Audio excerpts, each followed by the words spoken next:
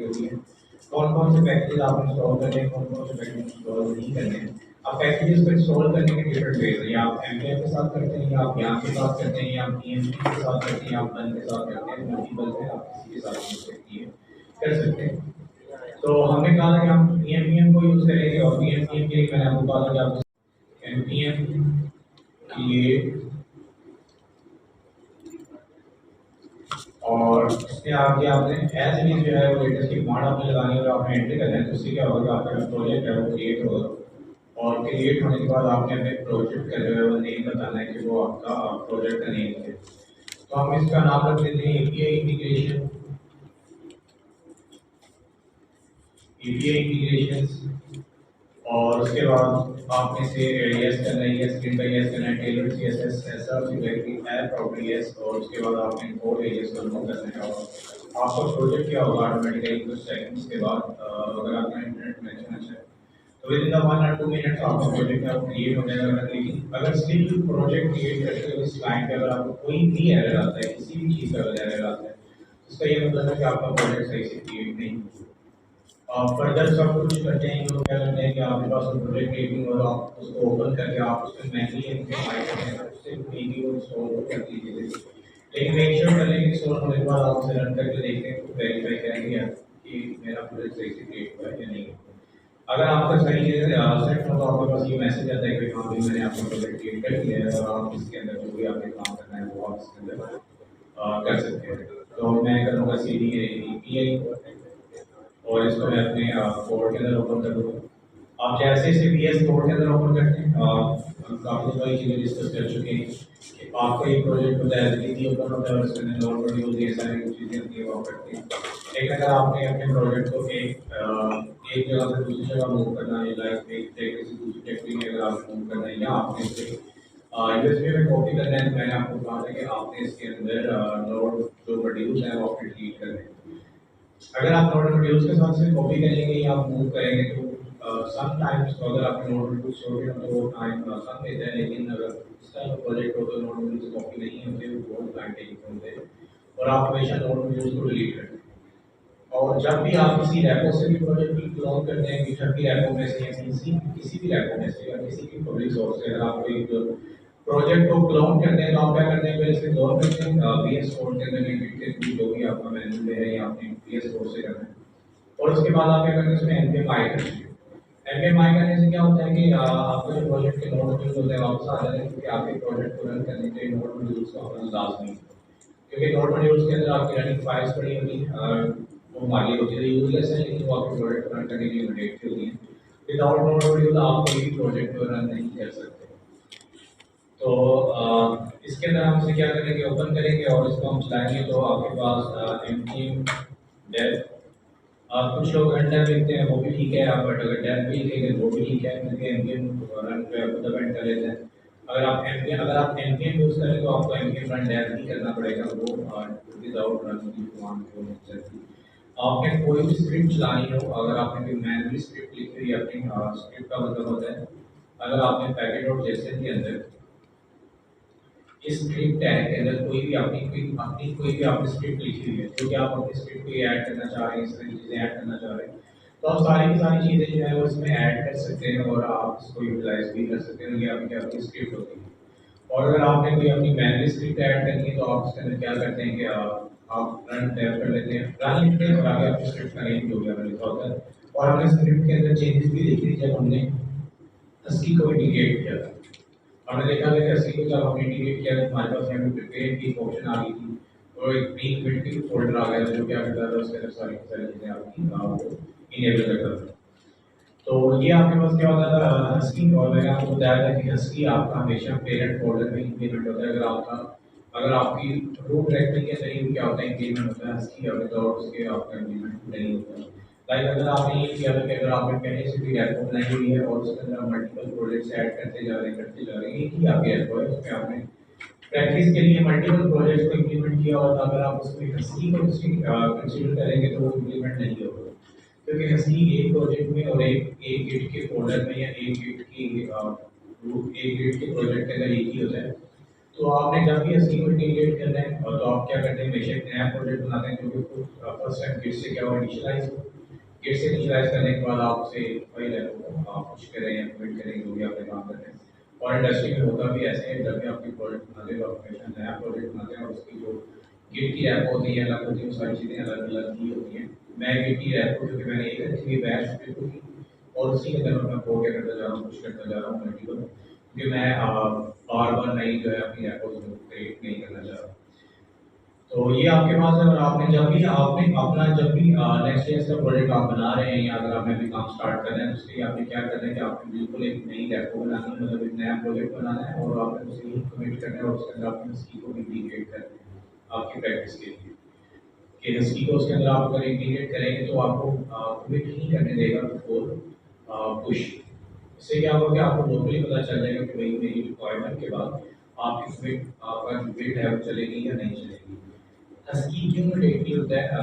Husky इस वजह से मैंडेटरी होता है क्योंकि रियल इंडस्ट्री के अंदर आपका एक प्रोजेक्ट के अंदर आप अकेले काम नहीं कर रहे होते हैं, ठीक है। मल्टीपल जो होते हैं वो लोग उसमें लोग काम कर रहे होते हैं। जैसे कि अगर मैं आपको अपने प्रोजेक्ट के एग्जाम्पल जिसमें मैं काम कर रहा हूँ तो उसमें जो है हमारी कुछ यूएस की टीम्स हैं और पाकिस्तान की टीम दोनों कंबाइंड जो है प्रोजेक्ट चल रहा है। अब वो कुछ लोग वो कमिट कर रहे होते हैं, कुछ लोग हम कमिट कर रहे होते हैं। तो हस्की का बेनिफिट क्या होता है कि जब भी आप कोई चीज़ पुश करते हैं तो हस्की मेक श्योर करता है कि आफ्टर डिप्लॉयमेंट आपका कोड फटेगा नहीं। हम अपनी लैंग्वेज में उसे फटना कहते हैं कोड को। तो उसमें ये होता है कि आपका कोड की जो बिल्ड है वो क्रैश नहीं करेगी, आपकी एप्लीकेशन क्रैश नहीं करेगी। अगर आपकी एप्लीकेशन क्रैश होगी ड्यू टू सम रीजंस तो उसकी क्या करता है, कमिट से पहले ही आपको बता देता है, कहता है कि भाई इसके अंदर टास्क के एरर्स हैं, इसके अंदर ये एरर है, इसके अंदर ये एरर है, इस चीज़ को फिक्स करो फिर तुम पुश करो। तो उससे क्या होता है कि जब आप उस चीज़ें फिक्स कर देते हैं, पुश करते हैं और आपकी लोकल बिल्ड बन जाती है। अगर आपकी लोकल बिल्ड बनती है तो आपके सर्वर की बिल्ड नाउ भी बनती है। लेकिन अगर आपकी लोकल बिल्ड नहीं बन रही और आप कह रहे हैं कि सर्वर की बिल्ड बनेगी तो कभी भी नहीं बनेगी। अगर आपकी लोकल मशीन के अंदर बिल्ड बन रही है, आप उसे कहीं पे भी डिप्लॉय करें, वर्सल पे करें, एडब्ल्यूएस पे करें, एम्पलीफाई पे करें, हेरोकू पे करें, कहीं भी आप उसे डिप्लॉय करें वो आपकी बिल्ड क्या बनेगी बनेगी और चलेगी। लेकिन अगर आपकी लोकल बिल्ड के अंदर एरर है और आप कहेंगे मैं कुछ कर दूंगा तो बिल्ड बन जाएगी, वैसे काम नहीं होता। इसीलिए आप अपनी प्रैक्टिस की स्किल को अपने प्रोजेक्ट के अंदर इंटीग्रेट करना शुरू करते हैं कि आपका जो है चीज़ें सारी गो थ्रू हों और आपकी जो है वो प्रैक्टिस हो।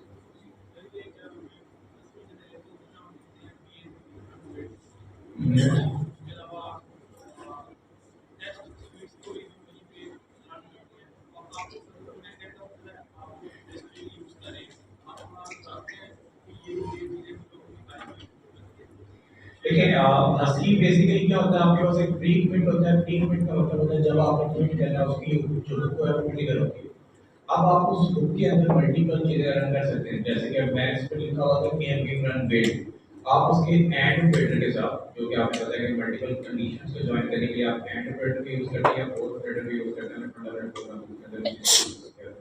तो आप एंड ऑपरेटर के साथ उसके अंदर मल्टीपल कंडीशंस लगाते हैं, मल्टीपल चीजें लिखते हैं स्क्रिप्ट को। पहले आपने बिल्ड रन करनी है, फिर आप टेस्ट रन करने हैं, फिर उसके बाद आपने लिमिटिंग रन करनी है और आप मल्टीपल जो चीज़ें हैं वो आप इसके साथ मिग्रेट करते हैं। ये टोटली आप डिपेंड करता है कि आपके प्रोजेक्ट की रिक्वायरमेंट क्या है, कि आप यूनिट टेस्ट कर रहे हैं या आप नहीं कर रहे हैं। अगर आप यूनिट टेस्टिंग कर रहे हैं, यूनिट टेस्ट बेसिकली का डेवलपर लिखते हैं जो कि हमारे से डेवलपर होते हैं। आपने कोई भी एप्लीकेशन बनाई है, कोई भी चीज़ बनाई तो आप उसका एक टेस्ट केस लिखते हैं। टेस्ट केस में क्या होता है कि आपको पता होता है कि भाई मैंने ये इम्प्लीमेंटेशन लाइक मैंने एक यूजर का एक मॉडल बनाया है, ठीक है। और यूजर के अंदर मुझे पता है कि इनपुट फील्ड है, ईमेल है, पासवर्ड है, उसका फुल नेम है। और मेरे एक्सपेक्टेड बिहेवियर ये है कि जैसे ही मैं इसे सेव करूंगा, इसे क्या होना चाहिए, सेव होना चाहिए। और इन दोनों में से अगर कोई भी चीज मिस है तो मेरे पास क्या आना चाहिए, एरर आना चाहिए।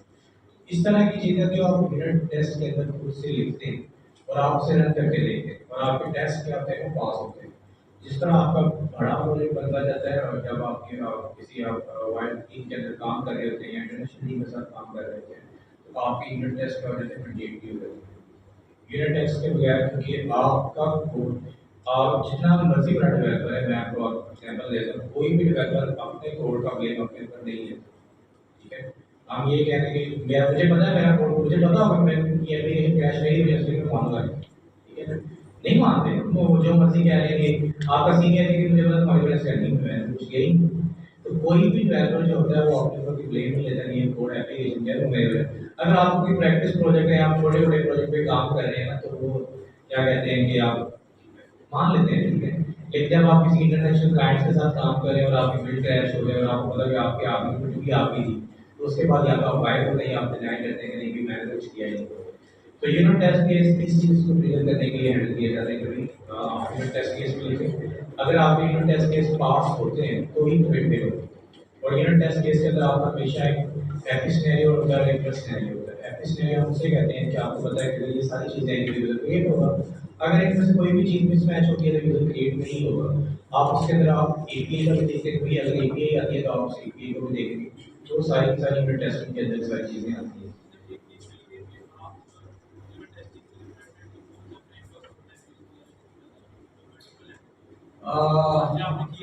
हम करते हैं उसको रिएक्ट टेस्टिंग नहीं करते हैं, हम जेस्ट करते हैं, जेस्ट को हम यूज करते हैं, जेस्ट सबसे अच्छी इजी है। लेकिन उसके टेस्ट केसेस भी ऐसे हैं कि जिनके अंदर आपको एक दो हाँ टेस्ट केसेस देखते हुए मोर आती है और बहुत ज़्यादा मोर आती है, नहीं लिखते हैं। लेकिन सब अगर कभी लिखना पड़ जाए ना तो फिर वो वाकई मोर आती है।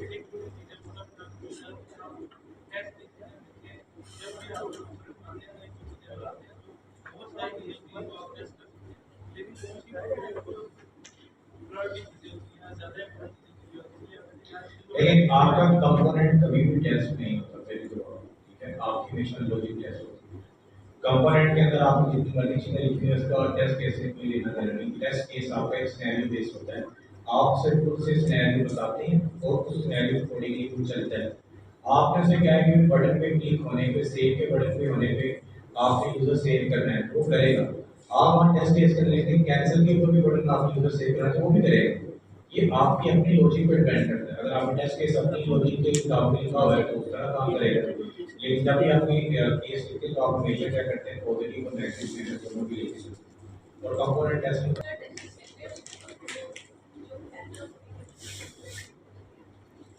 चलेंगे। फंक्शनल टेस्टिंग तो कंपोनेंट की सुधारी की होती है, लेकिन मैंने कभी की नहीं, अभी यूनिट टेस्टिंग भी काम किया, कंपोनेंट लेवल पे जाते भी नहीं। हाँ, क्लाइंट के पास बहुत ज़्यादा पैसा होता करते थे। क्लाइंट अगर आपको पे कर रहा है तो आप लोगों के कि आप यूनिट टेस्ट भी लिखने, तो आप ऑब्वियसली यूनिट टेस्ट लिख के देंगे तो वो टोटल डिपेंड करता है आप क्लाइंट के बजट पे और आपके। और लेकिन ये मैंडेटरी नहीं होते, कुछ प्रोजेक्ट्स के अंदर चीज़ें मैंडेटरी है, कुछ नॉन मैंडेटरी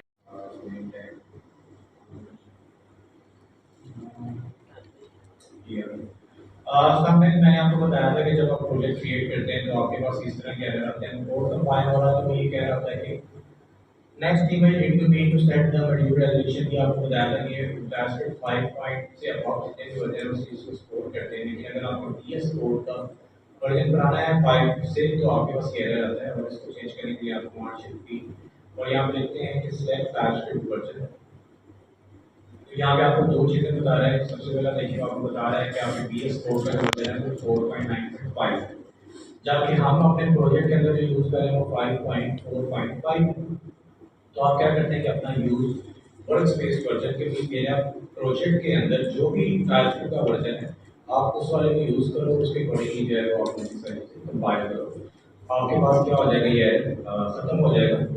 और हम यहाँ पे एक टेबल को मूव कर देते हैं और यहाँ पे मेन टैग दोबारा लगा देते हैं और हम इसको कह देते हैं कि इसमें क्लास है और हम इसे दे देते हैं क्लास नेम और हम इसे पैडिंग दे देते हैं एडिंग 10 और हम इसे कह देते हैं कि आज हम जो काम कर रहे हैं एडिंग के अंदर हम क्या कर रहे हैं PPA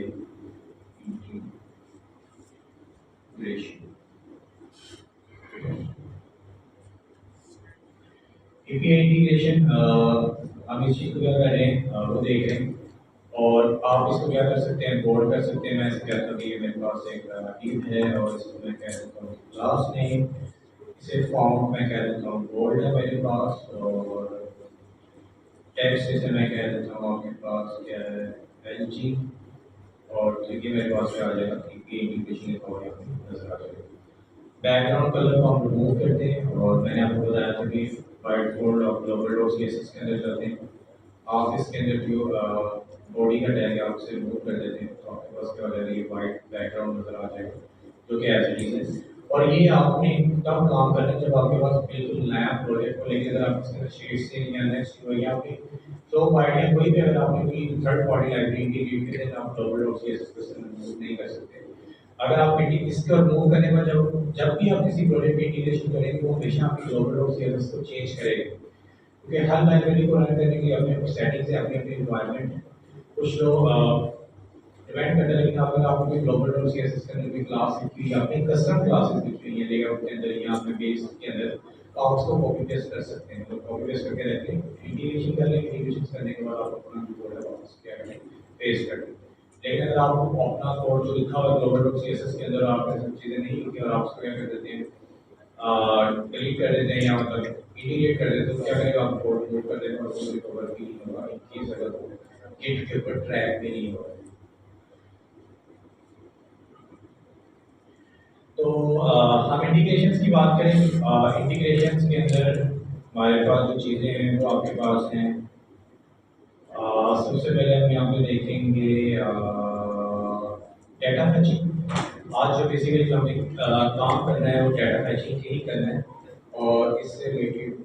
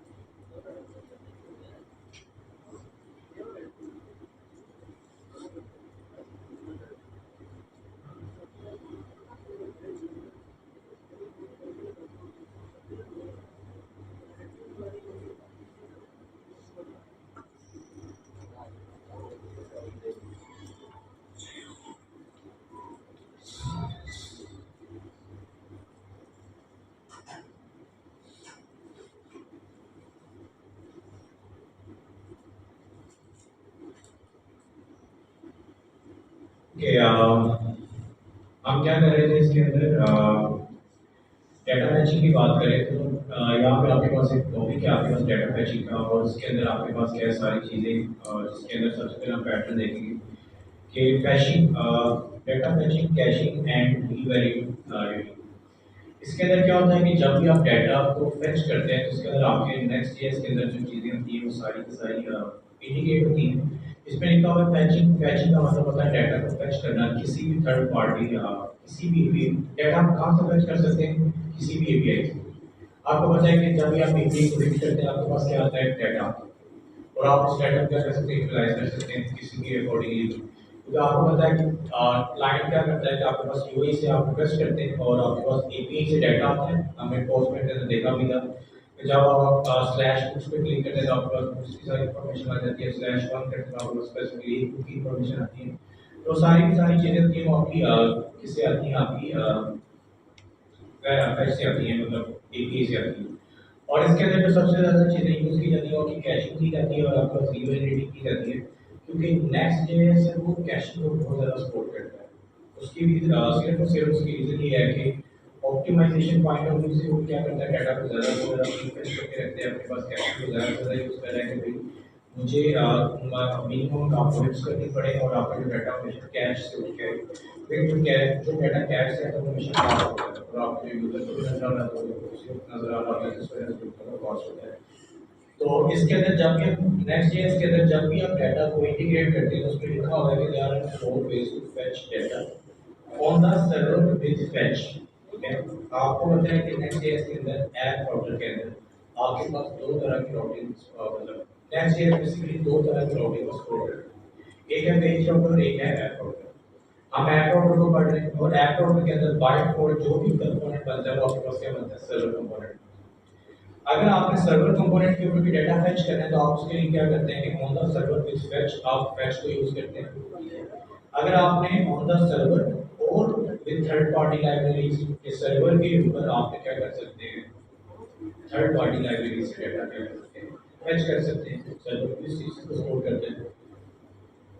on the client side we are route handler. Route handler basically क्या होता है कि नेक्स्ट.js बेसिकली आपके पास एक फुल स्टैक एप्लीकेशन फ्रेमवर्क है और नेक्स्ट.js आपको ऑप्शन प्रोवाइड करता है कि आप इसके अंदर अपनी एपीआई भी बना सकते हैं और अपनी एपीआई बना के आप उसको इंटीग्रेट कर सकते हैं कि आपको सपोर्ट करता है। और वो सारी की सारी जो चीज़ें होती हैं वो आपकी राउट हैंडलर के अंदर होती हैं और आप उस राउट हैंडलर के जो है उसे काम कर रहे हैं। उसके बाद on the client the third party libraries की आप क्लाइंट साइड पे भी थर्ड पार्टी लाइब्रेरीज के साथ क्या कर सकते हैं, इंटीग्रेशन कर सकते हैं। तो डाटा फैचिंग आपके पास दो चीज़ें होती हैं, फर्स्ट ऑफ ऑल सर्वर पे और क्लाइंट साइड पे। सर्वर पे भी आप फैच के साथ उसे कॉल कर सकते हैं और क्लाइंट साइड पे और सर्वर के ऊपर आप थर्ड पार्टी लाइब्रेरीज को भी इंटीग्रेट कर सकते हैं, दोनों के अंदर स्पोर्ट्स के अंदर है। इसी तरह क्लाइंट साइड पे भी आप क्या कर सकते हैं कि विया राउट हैंडलर उसको यहाँ पे लिखा हुआ है कि on the server with fetch के सर्वर के ऊपर फेच के साथ काम करेंगे, लेकिन ऑन द क्लाइंट साइड यहाँ पे उसमें फेच नहीं लिखा हुआ, यहाँ पे विया राउट हैंडलर लिखा हुआ है। राउट हैंडलर को कॉल करने के लिए आप फेच को यूज कर सकते हैं या थर्ड पार्टी लाइब्रेरीज को यूज कर सकते हैं। इसने बताया हुआ है कि लेकिन जो आपके पास रेकमेंडेड वे है वो आपके पास क्या होता है, नेक्स्ट ईयर कहता है कि आप हमारी फेच की को यूज करें। आप सबने एक्सेस का भी नाम सुना होगा, आप कुछ लोगों को एपीआई के लिए कुछ पैकेज इंस्टॉल करते हैं एक्सेस का पैकेज। एक्सेस का पैकेज भी क्या होता है कि वो एपीआई से डाटा को गेट करने के लिए हम यूज करते हैं और आप उसको इंटीग्रेट करते हैं। फेच भी सेम काम करता है, लेकिन फेच क्या है, जावास्क्रिप्ट का नेटिव फंक्शन है जो कि इसके अंदर वेब बिल्ड इन होता है बाय डिफॉल्ट। आफ्टर नोड 16 आपके पास फेच क्या होता है, इंटीग्रेटेड होता है। अगर आपका नोड 16 से पहले भी वर्जन है तो उसके अंदर फेच जो होता है वो नहीं सपोर्ट करता। आपका जो होता है फेच आफ्टर 16 नोड मॉड्यूल्स, आप नोड जेएस का वर्जन जो है उसके अंदर आपका जो फेच होता है वो बाय डिफॉल्ट इंटीग्रेट होता है और फेच आपके वेब ब्राउजर्स भी सपोर्ट करते हैं। यहाँ पे लिखा हुआ है कि next JS stand the native. Native का मतलब होता है जो चीज आपकी वेब एपीआई और वेब एपीआई का मतलब होता है जो भी चीज आपकी वेबसाइट पर होती है यहाँ पे इंटीग्रेट हो रही है या रन कर रही है वो आपकी क्या होती है, नेटिव होती है। अब नेटिव की एग्जांपल आप इस तरह लें, कुछ लोगों को सब लोगों को आइडिया होगा, कुछ लोग बात करते हैं कि एक नेटिव पे काम कर रहे हैं, कुछ लोग फ्लटर की बात करते हैं और आप कहते हैं कि फ्लटर के ऊपर आप कोई भी कोड लिखें तो आपका वेब एप्लीकेशन पे भी चलता है, मोबाइल एप्लीकेशन पे भी चलता है, आईओएस के एंड्रॉइड पे कुछ चीज़ें करता है। लेकिन कुछ चीज़ें होती हैं जो स्पेसिफिकली सिर्फ और सिर्फ एंड्रॉइड के लिए होती है, कुछ स्पेसिफिकली चीज़ें जो सिर्फ आईओएस के लिए होती है। आईओएस के फीचर्स एंड्रॉइड के अंदर नहीं आते और एंड्रॉइड के जो फीचर्स है आईओएस के अंदर नहीं होते। तो उन चीज़ों को हम क्या कहते हैं, नेटिव होते हैं, जो कि उस फ्लैट स्पेसिफिक के लिए यूज होती है। अगर iOS के अंदर ये फीचर है तो सिर्फ वो iOS का ही फीचर है, वो एंड्रॉइड का फीचर नहीं हो सकता। अगर वो एक एंड्रॉइड का फीचर है तो iOS का फीचर नहीं हो सकता क्योंकि दोनों का कंपैटिबिलिटी काफी डिफरेंट होती है। तो ऐसी चीजें जो कि नेटिव होती है, जो कि आप यूज कर रहे थे आपके पास क्या होती है, नेटिव की चीजें होती है। और इसमें क्या है कि आप अगर आप लिंक ओपन करके देखें तो यहाँ पे लिखा हुआ है फेच एपीआई और फेच एपीआई यहाँ पे लिखा हुआ है कि आपके पास क्या होता है, प्रॉमिस होता है और प्रॉमिस हमेशा आपके पास क्या होता है, फुलफिल होता है या रिजेक्ट होता है। एक प्रॉमिस की हमेशा क्या होती है, तीन स्टेट्स होती है, पेंडिंग, फुलफिल या रिजेक्ट। और आपको मैंने बताया था कि एक प्रॉमिस को कंप्लीट होने के लिए टाइम लग सकता है, वो विद इन 1 सेकंड भी हो सकता है, विद इन 1 आवर भी हो सकता है, क्योंकि एक प्रॉमिस को रिजॉल्व होने में कोई टाइम नहीं लगता। तो आप क्या करते हैं, एसिक प्रोग्रामिंग को यूज करते हैं। और हमने कॉलबैक्स के अंदर ये प्रोमिसेस को हमने पार्ट 1 के अंदर डिस्कस किया था, तो हमने कॉलबैक्स को डिस्कस किया था। कॉलबैक्स का हमने आपको ड्रॉबैक बताने के बाद मैंने आपको क्या किया था कि हम प्रोमिसेस की तरफ चले। वहाँ पे भी हमने देखा कि आपके पास प्रोमिसेस के अंदर भी जब आप प्रोमिस चेंजिंग करते हैं तो आपके पास सारी चीज़ें क्या होती हैं थोड़ी सी खराब होती हैं। तो हम क्या चलेंगे, हम चलेंगे एसी की तरफ, एसी का वेट की तरफ। वो भी प्रॉमिस का क्या था, अल्टरनेट था, और हम हमेशा क्या करते हैं एसी का वेट ही यूज करते हैं। तो ये आपके पास क्या होता है, फैच बेसिकली प्रॉमिस होता है, और यहाँ पे लिखा हुआ है कि to allow you configure the caching, क्योंकि ये web API next JS version क्या है, इसी वेब एपीआई को अपने प्रोजेक्ट नेक्स्ट जेएस के फ्रेमवर्क के अंदर ऐसा यूज किया हुआ है डाटा फेच करने के लिए, और इसके अंदर उन्होंने कैशिंग को इम्प्लीमेंट किया है, और उसके अंदर रीवैलिडेटिंग को क्या किया हुआ, इम्प्लीमेंट किया हुआ। अब कुछ कहेंगे भाई मैं अगर नेक्स्ट जेएस के अंदर यूज करता हूँ तो फैच के मुझे ये वाली ऑप्शन मिलती है, अगर मैं किसी और प्रोजेक्ट में नेक्स्ट जेएस के अलावा फैच को यूज करता हूँ तो मुझे ये ऑप्शन मिलती है, तो वो डिफरेंट है। नेक्स्ट जेएस वालों ने इस फैच को यूज किया, और इस फैच को यूज करते हुए इसके अंदर एनहांसमेंट की हुई है अपनी कैशिंग की और रीवैलिडेट की। कहीं और से यूज करें तो मेबी उसके अंदर ये सारी चीजें आपको ना मिले। इसकी बेस्ट एग्जांपल मैंने आपको दी थी, जब आप इमेज टैग को यूज करते हैं। इमेज टैग में मैंने आपको बताया था कि आप नेक्स्ट जेएस क्यों यूज करते हैं, सिर्फ वैलिडेट डेटा फैचिंग के लिए और आपको ऑप्टिमाइजेशन के लिए आप यूज करते हैं।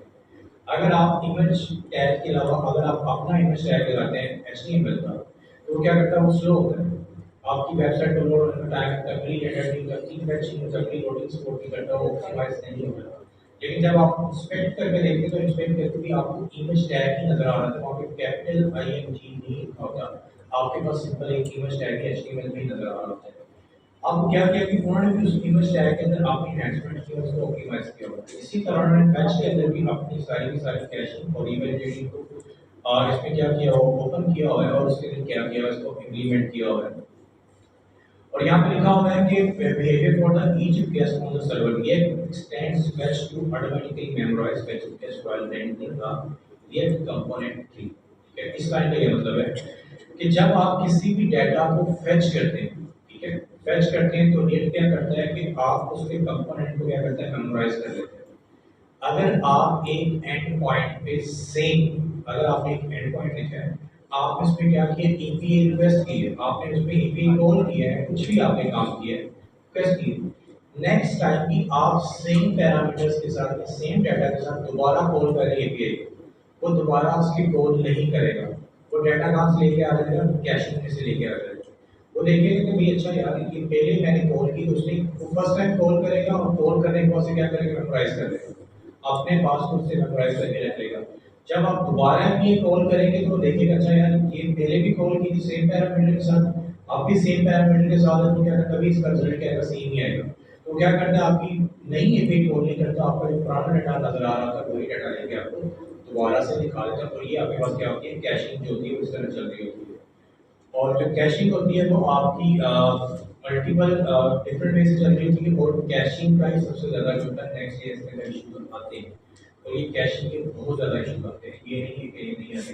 हम कैशिंग को मिनिमम करते हैं, कि ट्राई करते हैं कि भाई कैशिंग कम से कम हो, कम से कम हो। 13 के अंदर बहुत ज़्यादा कैशिंग थी, उन्होंने उसको चीज़ को ओवरकम किया, 14.2 और 1 के अंदर लेके आए, उसके अंदर जो कैश को थोड़ा सा कंट्रोल किया। अभी भी अगर आप 14.2 का ब्लॉक पढ़े जो कि रिसेंट रिलीज हुआ, उसके अंदर भी वो बेशक कैशिंग की बात कर रहे थे कि fix the caching, fix cache तो होंगे वो, क्योंकि नेक्स्ट ईयर के अंदर जब एक कंपोनेंट या बिल्ड बनती है तो वो कभी भी डाटा रीफेच नहीं करता अनटिल अनलेस जब तक आपसे हार्ड रीलोड नहीं करते। क्यों, क्योंकि वो डाटा जो आपका कर रहा था वो फेच से लेके आ रहा था और मेमोराइज। अगर आप सर्वर कंपोनेंट की बात कर रहे हैं तो यहाँ पर उसमें एग्जांपल दी हुई है कि you can use fetch with the एसिक in the server component, और यहाँ पे मेंशन है इन द सर्वर कंपोनेंट। अगर आपका कंपोनेंट क्लाइंट है और आप कहें कि भाई मैंने उसमें एसी का वेट यूज करना है, तो वो नहीं होगा, आपके पास एरर आएगा, ठीक है। और आपके पास वो एरर आएगा और आपकी एप्लीकेशन क्या करेगी, क्रैश करेगी। हम इसकी एग्जांपल जो है वो भी देखते हैं, और आपको मैं करके भी बताता हूँ। हम अपनी रैपो पे जाते हैं। किसी को अभी तक सिर्फ ये ना पता चला हो कि फैच क्या है और फैच किस तरह काम कर रहा हो, क्योंकि मैंने सिर्फ आपको फैच का बताया जो कि आप यूज करेंगे, फैच किस तरह काम कर रहा होता है। किसी को भी तक फैच का नाम पता चला हो। जनरेटिव भी कहाँ से आती है, नेक्स्ट इज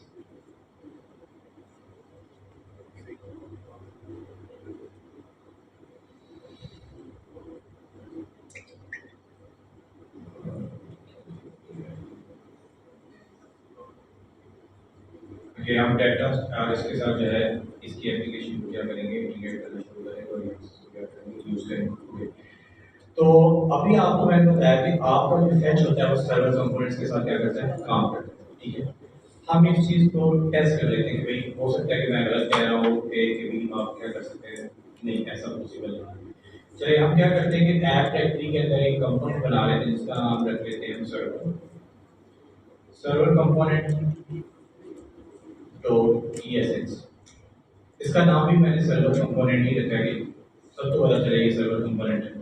और सर्वर कंपोनेंट का आपको पता है कि बाय डिफॉल्ट जो होता है ऐप डायरेक्टरी के अंदर आपके पास जो होता है वो सर्वर कंपोनेंट ही होता है, और आप उस कंपोनेंट को क्या कर लेते हैं, यूज करके होते हैं, और आपका जो है सर्वर कंपोनेंट ही। जब तक मैं क्लाइंट नहीं बनाऊंगा मेरा क्लाइंट नहीं बनेगा, बाय डिफॉल्ट जितने भी मैंने इनके कंपोनेंट्स क्रिएट करूंगा क्या होंगे, वो सर्वर कंपोनेंट ही होंगे। अगर आप कह रहे हैं कि नहीं भी मैंने मेक श्योर करना है कि मेरे पास ये सर्वर कंपोनेंट है या नहीं है, तो आप इसके अंदर कंसोल डॉट लॉग लिखेंगे, ठीक है। आपके इस सर्वर कंपोनेंट को मैं क्या करता हूँ, यहाँ से इंपोर्ट करता हूँ अपने पेज डॉट ESX के अंदर, और मैं यहाँ पे करता हूँ कि इंपोर्ट सर्वर कंपोनेंट, और मैंने क्या किया है सर्वर कंपोनेंट को यहाँ पे लाके मैंने सिर्फ कॉल किया, ठीक है। तो मेरे पास क्या आ गया वो। अब असली तौर पे अगर मेरे पास ये सर्वर कंपोनेंट ना होता और यहाँ पे देखिए आपके पास टेक्स्ट लिखा हुआ नजर आ रहा है कि सर्वर कंपोनेंट वाला कंपोनेंट क्या है, कौन हो गया, तो जो मैंने कंसोल डॉट लॉग लिखा है, ठीक है, वो कहाँ पे आना चाहिए था मेरे पास, इस कंसोल के अंदर उसकी कोई ना कोई इंफॉर्मेशन आनी चाहिए थी जो कि मैंने लिखी हुई, वो यहाँ पे नहीं है। ये कंसोल आपका किस साइड का, आपका क्लाइंट साइड का कंसोल है। यहाँ पे क्लाइंट साइड से ओपन किया हुआ है, ठीक है। आपने यहाँ पे इंस्पेक्ट को ओपन किया और यहाँ पे जितने भी कंसोल आते हैं वो आपके क्लाइंट साइड के आते हैं। यहाँ पे मेरे पास कोई भी कंसोल इन्फॉर्मेशन नहीं है। अगर मैं अपना टर्मिनल ओपन करता हूँ, टर्मिनल के ऊपर आप देखेंगे ये आपके पास क्या लिखा हुआ, सर्वर कंपोनेंट। इसका यह मतलब है कि ये चीज़ किस पे चल रही है, सर्वर के ऊपर चल रही है। और सर्वर के जितने भी कंसोल होते हैं आपके टर्मिनल के ऊपर आते हैं, आपके वेब ब्राउजर्स के ऊपर नहीं आते। लेकिन अगर मैं ऐसे क्या करूँ, क्लाइंट कंपोनेंट बनाऊँ, और क्लाइंट कंपोनेंट बनाने के लिए क्या करते हैं, सिर्फ और सिर्फ उस कंपोनेंट के अंदर पे टॉप ऑफ द हेडर हम क्या कर देते हैं, ऐड कर देते हैं सिर्फ और सिर्फ एक ये वाली यूज क्लाइंट वाली को। अब इसके मुताबिक क्या होगा, मेरे पास यहाँ पे सर्वर के ऊपर आप देखिए इसने कंपाइल किया है, क्या इसने दोबारा सर्वर कंपोनेंट को प्रिंट किया है, नहीं किया। मैं अभी चला जाता हूँ अपने क्या यहाँ पे, और यहाँ पे देखिए इसने क्या किया, सर्वर कंपोनेंट को प्रिंट किया। क्या पे क्या क्लाइंट साइड का कंसोल। और आप अगर आप कंसोल डॉट लॉग यूज कर रहे हैं और आप कंसोल डॉट लॉग बहुत जगह पे यूज करते हैं ड्यूरिंग द डेवलपमेंट और ड्यूरिंग द टेस्टिंग, कोई चीज़ को डीबग करने के लिए, चाहे यार मेरा कोड यहाँ पे आया कि नहीं है, अगर मैंने यहाँ पे लॉजिक लिखी है फिर से आउटपुट को चेक करने के लिए, तो मेक श्योर जब भी आप कंसोल डॉट लॉग लगाएं तो मेक श्योर करें कि आपका जो कंपोनेंट है वो कौन सा है, सर्वर या क्लाइंट। सर्वर के कंसोल सर्वर पे आएंगे, क्लाइंट के कंसोल क्या आएंगे, क्लाइंट पे आएंगे।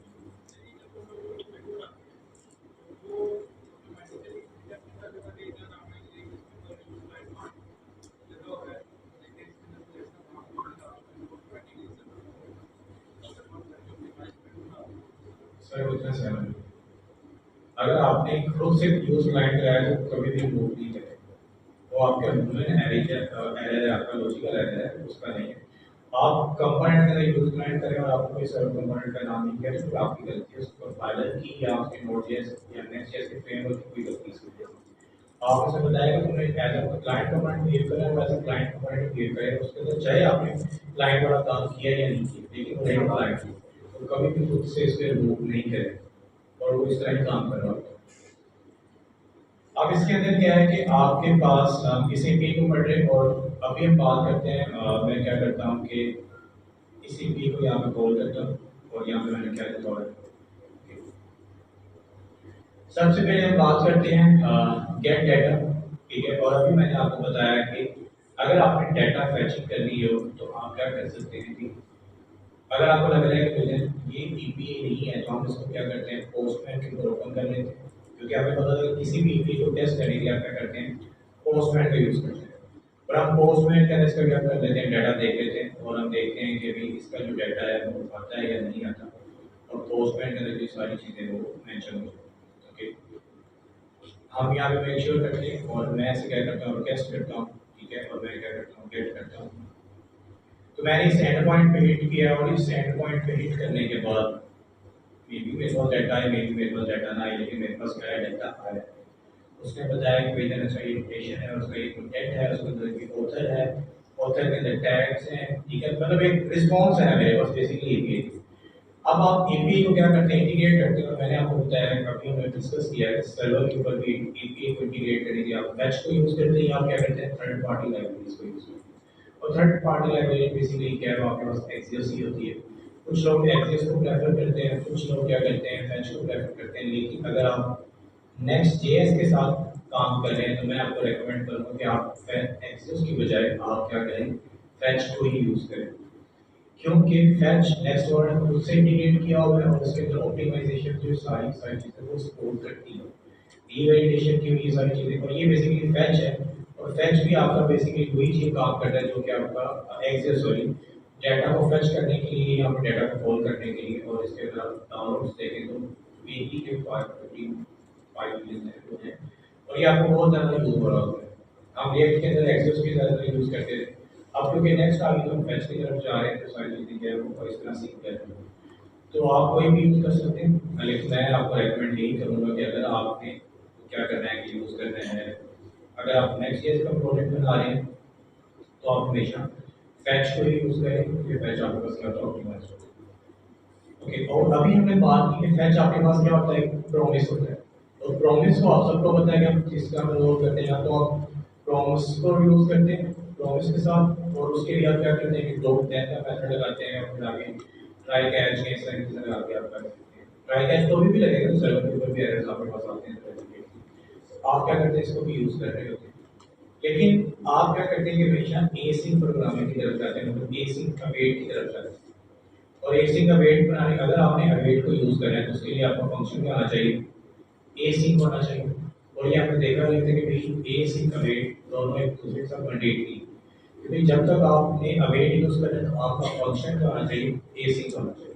अगर आपका फंक्शन एसिंक नहीं है तो आपके पास क्या आएगा, एरर आएगा। ठीक है, मैंने कहा ठीक है, मैंने क्या किया, इसे एसिंक बना दिया।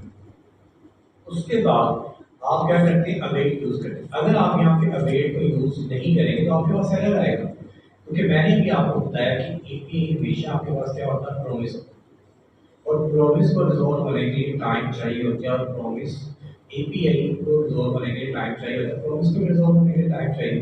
तो टाइम कितना है, वो नैनो सेकंड है या आवर्स है, वो डिपेंड करता है आपकी एपीआई की लॉजिक पे और आपकी लॉजिक पे। लेकिन वो है तो प्रॉमिस है, और प्रॉमिस को आप विदाउट कॉल नहीं कर सकते। या तो आप डॉट दैट के मेथड की तरफ जाएंगे या आपको बेसिक का वेट यूज करना पड़ेगा। तो मेक श्योर जब भी आप फैच को यूज करें तो उसके साथ आप हमेशा क्या लिखें, अवेट लिखें।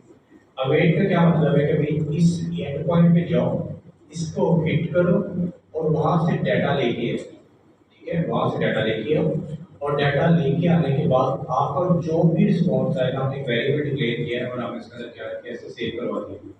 ओके, अभी आपके पास क्या है, आप इसका कंपोनेंट जो पढ़ रहे हैं उसके नाम लिख लेते हैं। और ये आपके पास क्या है, स्टैटिक डाटा। और हम स्टैटिक डाटा की क्या करेंगे, डिस्कस करेंगे।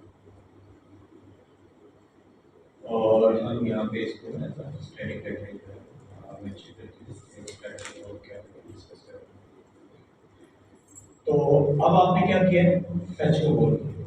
अब आप जैसे ही यहाँ पे लिखेंगे, ठीक है, अगर आप यहाँ पे नहीं लिखते और आप यहाँ पे लिखते हैं res डॉट, ये देखिए आप सबको पता है कि जब आपने हमने देखा था कि आप एक फंक्शन के अंदर जिस तरह आप स्ट्रिंग के साथ काम करते हैं, कुछ बिल्डिंग फंक्शंस आपको मिलते हैं। अगर आप अरे के साथ काम करें तो आपको push, map, shift, unshift, filter या फाइंड मेथड मिलते हैं जो कि बिल्डिंग होते हैं। इसी तरह जब आप एक फैच को साथ कॉल करते हैं और उसका जो रिस्पॉन्स आता है उसके अंदर भी कुछ बिल्डिंग मेथड्स होते हैं। जो हम ज़्यादातर यूज़ करते हैं वो यूज़ करते हैं जेसन को या ओके का। ओके का मतलब होता है कि आपका रिस्पॉन्स आया ओके। हमने पोस्टमैन के अंदर भी देखा था, जब भी आपके पास रिस्पॉन्स आता है तो हमेशा इसके साथ 200 ओके लिखा हुआ नजर आता है कि आपका रिस्पॉन्स क्या ओके, आपका रिस्पॉन्स क्या आया। ठीक है, आप इस चीज़ को क्या करते हैं, यहाँ पे लिखते हैं। अगर मैं यहाँ पे रिस्पॉन्स को जेसन करता हूँ तो इसका ये मतलब है कि मेरा जो भी रिस्पॉन्स है उसको किस में कन्वर्ट करो, जेसन। और हमने पोस्टमैन के अंदर भी देखा था कि एक रिस्पॉन्स के मल्टीपल फॉर्मेट्स हो सकते हैं, XML हो सकता है, HTML हो सकता है, टेक्स्ट हो सकता है और ऑटो भी हो सकता है। और हमने ये सारी चीज़ें देखी कि आपके पास तो ये टोटली डिपेंड करते हैं कि आपकी ईपी की इम्प्लीमेंटेशन कैसी है।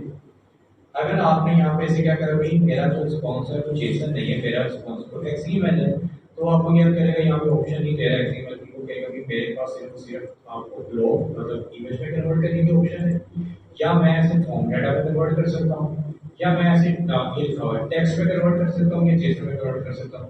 एक्सएमएल की मेरे पास ऑप्शन नहीं है। अगर आपको कोई ऐसा प्रोजेक्ट है जिसपे आप कह रहे हैं कि मुझे एक्सएमएल के साथ काम करना है, एक्सएमएल के साथ काम करना है, तो फिर आपको क्या करना पड़ेगा, थर्ड पार्टी लाइब्रेरी की तरफ जाना पड़ेगा, क्योंकि एक्सियोस है। एक्सियोस क्या करता है, आपका एक्सएमएल के रिस्पॉन्स को सपोर्ट करता है, फैच नहीं करता। हर एक की अपनी अपनी लिमिटेशन है, आपके अपने बेनिफिट्स हैं, और लेकिन आपके एक्सएमएल के रिस्पॉन्स अब नहीं होते। बहुत पहले बिफोर 1990s में या 2010 के बाद एक्सएमएल जो है डेप्रिकेट कर चुके हैं, और बेशक हमारा रिस्पॉन्स आता है वो चीज से नहीं आता, हम इसको भी रिप्लेस कर देते हैं।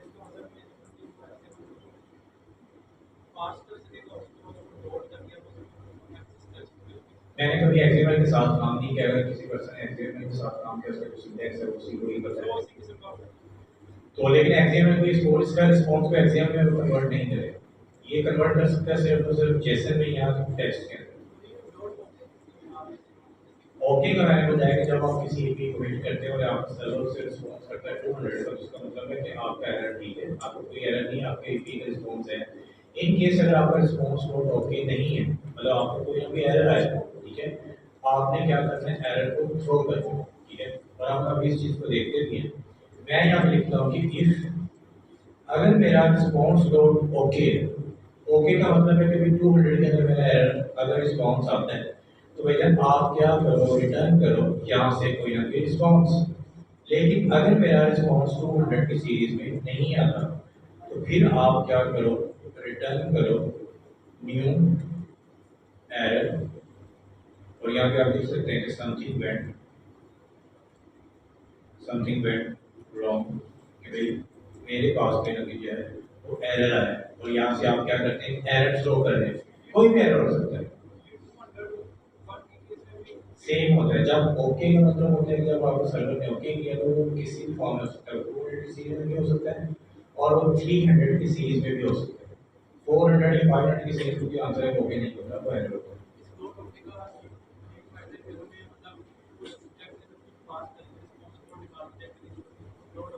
डॉट ओके इसका मतलब आपके पास रिस्पॉन्स आया, और अगर आपके पास रिस्पॉन्स नहीं आया तो आपके पास ओके सारी चीजें इस्तेमाल करें। अब आपने यहाँ पे भी कॉल की, अब आप क्या करेंगे, इस कंपोनेंट को यहाँ पे कॉल करेंगे, मैं कहता हूँ कॉल कंटेंट, ठीक है, और मैं इसे कहता हूँ गेट डाटा। अब जब मैंने गेट डाटा को कॉल किया, मैं इसे कह देता हूँ कि जब मैंने गेट डाटा को कॉल किया, क्या मैं गेट डाटा डाटा को यहाँ इस तरह कॉल कर सकता हूँ? मुझे सिर्फ ये बताइए, क्या मैं यहाँ पे गेट डाटा को इस तरह कॉल कर सकता हूँ?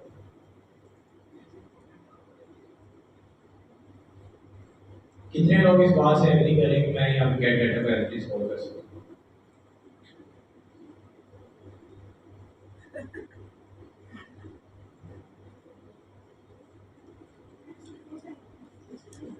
ओके, मतलब किसी ने हाथ नहीं बढ़ाया, मतलब आपको लगता है कि मैं नहीं कर सकता, तो फिर मुझे आप बताइए मैं इसे कैसे कॉल कर सकता हूँ?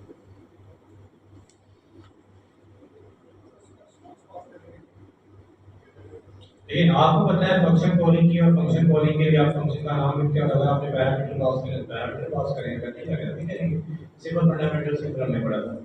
कंसर्न ये है कि मैं इसे अगर इस तरह काम करूं तो क्या ये काम करेगा?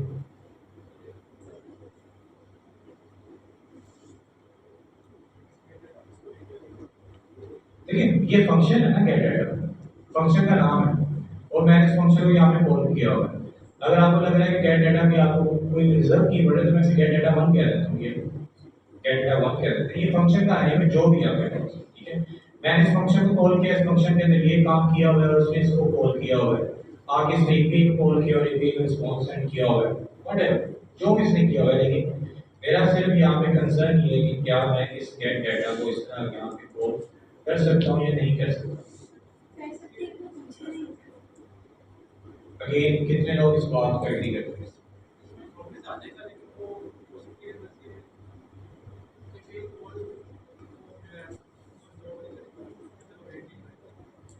कि आपने कैसे वेट लगाना लास्ट। यहाँ पे आपने कोड तो कर लिया, क्या कंटेंट के अंदर आपके पास डाटा है वो हमेशा प्रोमिस पेंडिंग में आएगा, क्योंकि आपने उस प्रोमिस को रिजॉल्व होने के लिए तो वेट ही नहीं किया, या आपने डोंट दैट का मेथड ही नहीं लगाया।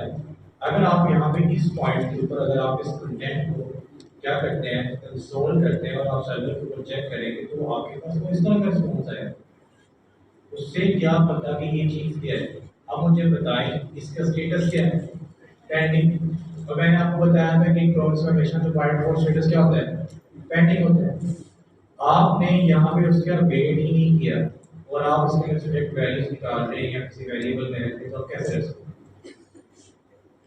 प्रॉमिस हमेशा वेट से बेस का वेट के साथ सोल्व होता है, या आप डॉट देन का मेथड यूज करते हैं, क्योंकि मैं डॉट देन का मेथड यूज करूँ और उसके साथ काम करूँ, लेकिन आपका यहाँ पे प्रॉमिस है और प्रॉमिस हमेशा वेट के साथ ही अगेन जाके आप प्रॉमिस को दोबारा पढ़िए और एसी का वेट आपकी पढ़िए। तो यहाँ पे प्रॉमिस है तो मुझे यहाँ पे अवेट लगाना पड़ेगा। जब मैंने यहाँ पे अवेट लगाया तो मेरे पास एक और एरर आया, क्यों? क्योंकि वो कह रहा है कि भाई अवेट आप हमेशा एसी फंक्शन के साथ यूज कर सकते हो। अगर आपने एसी फंक्शन नहीं बनाया हुआ तो आप अवेट को भी यूज नहीं कर सकते। और फंक्शन को एसी बनाने के लिए हम क्या करते हैं, एएनसी फंक्शन। अगर आपने नेम कीवर्ड, अगर आपने नेम फंक्शंस को यूज किया हो तो आप एसी पहले लिखते हैं। अगर आपने एरो फंक्शन का यूज किया हो तो एरो फंक्शन का नाम लिखने के बाद इक्वल के बाद आप क्या लिखते हैं, एसी लिखते हैं। ये दोनों का एक सिंटैक्स का डिफरेंट नाम क्या है, दोनों का सेम। अब मैंने क्या किया यहाँ पे अवेट किया। अवेट करने के बाद जब मैंने यहाँ पे किया तो मेरे पास क्या है, एक रिस्पॉन्स आया। वो वाला रिस्पॉन्स जो कि मेरे पास एक एपीआई के अंदर भी रिस्पॉन्स आया है, इस एंड पॉइंट पे मैंने हिट किया, 5.05 सेकंड से टाइम लगा और उसने क्या किया, मुझे रिस्पॉन्स ला के दिया। ये सेम रिस्पॉन्स मेरे पास क्या पड़ा हुआ है, सर्वर के ऊपर पड़ा हुआ है।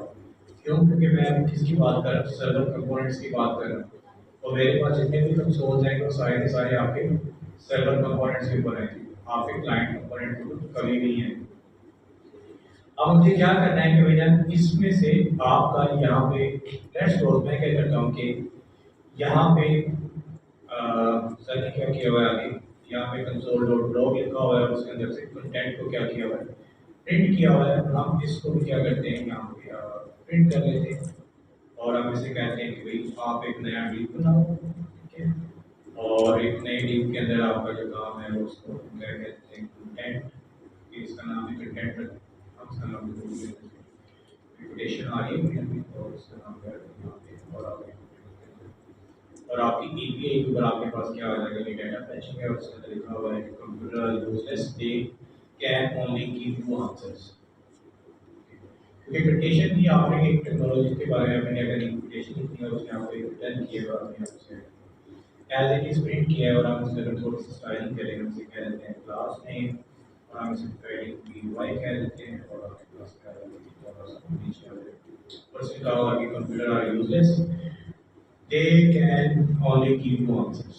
इसके बाद आपको आंसर देते हैं इसलिए यूजलेस है। एक टेक्नोलॉजी से रिलेटेड क्या आपकी रिपुटेशन है और आपके पास क्या आ रहा है आंसर आ रहा है आपको। मैं क्या कर रहा हूँ, इस एपीआई में मैंने कितनी दफा हिट किया, एक दफा हिट किया तो मेरे पास ये आंसर है।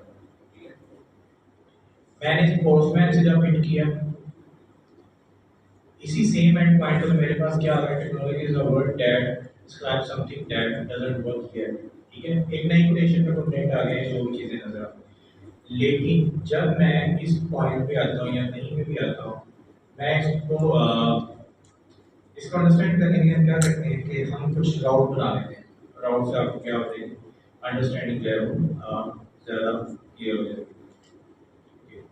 मैं क्या करता हूँ, अपने ऐप फोल्डर के अंदर एक राउट बनाता हूँ, सर्वर स्टैटिक्स, और उसके अंदर क्या देता हूँ पेज जो टीएसएक्स है और ये क्या कर रहा है आरएफसीई और ये मेरे पास क्या है सर्वर स्टैटिक एक राउट है।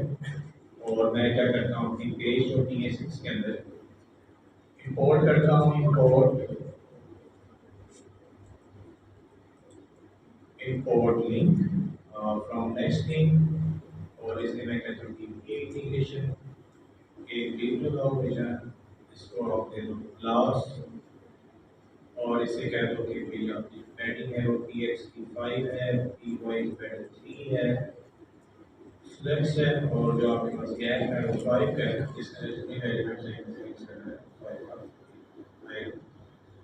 लिंक, और लिंक के अंदर मैं क्या करता हूँ कि इसको लिख देता हूँ एच आर ई एफ, और आप इसको पाथ बताते हैं कि आपका जो पाथ है वो है सर्वर स्टैटिक के नाम से। ओके, अब मैंने क्या किया है यहाँ पे क्या, अगर मैं इसे रिफ्रेश करूँ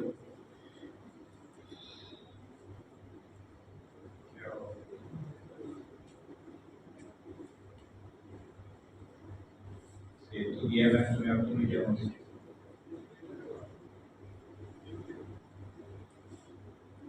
अच्छा, मैंने भी लेबल नहीं लिखा होगा सर्वर स्टैटिक, तो मेरे पास क्या आ गया सर्वर स्टैटिक आ गया, और इस राउट पे अगर मैं क्लिक करता हूँ तो मेरे पास क्या आ गया सर्वर स्टैटिक करंट राउट आ गया। हम ये सर्वर कंपोनेंट भी उसी में कॉल कर लेते हैं, भाई हमने उसी के अंदर अगर हमने सारी चीज़ें सीखी हैं तो मैं क्या करता हूँ उसी के अंदर इसको यहाँ पे क्या कर लेता हूँ कॉल कर लेता हूँ, और इंटेलिजेंस मुझे बताया कि अच्छा यार आपका कंपोनेंट यहाँ पे बड़ा हुआ जाओ कि शायद वहाँ से कॉल करना है, और मैंने कहा कि हाँ भी मैंने इसी कॉल करना है और इसकी ओके, ये आपके पास क्या आ गया ये वाली चीज़, और हमने इसे क्या कर दिया सेव कर दी, और सेव करने के बाद हम कंपोनेंट कर दिया। इस राउट के ऊपर मेरे पास क्या आ गया, computer are useless they can only give you answers. ठीक है, आप इस राउट पे हैं और इस राउट पे आने के अलावा आपके पास क्या है, आपके पास सेम ही आंसर आ रहा है। और अगर हम सर्वर कंपोनेंट्स की बात करें और उसको अंदर क्लास नेम लिखे और हम उसकी पैडिंग 5 कर दें तो आपके पास क्या रहेगी यहाँ पर नजर आ रही है